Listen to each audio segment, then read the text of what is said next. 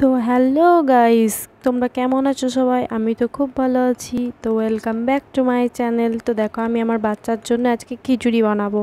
তো কি কি ইনগ্রিডিয়েন্ট দিয়েছি সেটা দেখো। তো আবার বলে দিচ্ছি যে ওয়ান বেবি ফুড রেসিপি, 1 বছর থেকে 2 বছর বাচ্চাদেরকে দুপুরের খাবার, healthy and tasty baby food. তো দেখো আমি কি কি দিয়েছি। তো প্রথমেই দিয়েছি ক্যাপসিকাম, তারপর ভেন্ডি, বিনস, পটল, গাজর, কুমড়ো আর আলু আর বিট।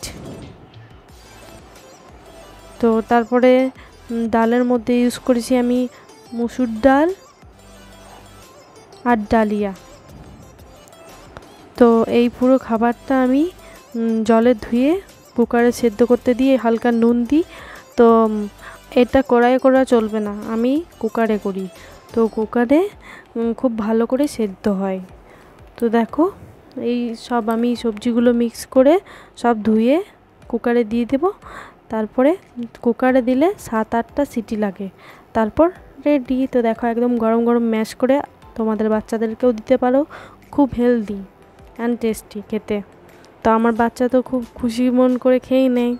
তো তোমরাও তোমাদের বাচ্চাদেরকে খাওয়াতে পারো এভাবে। তো ভালো লাগলে লাইক, কমেন্ট, শেয়ার করে দেবে আমার ভিডিওটা। বাই।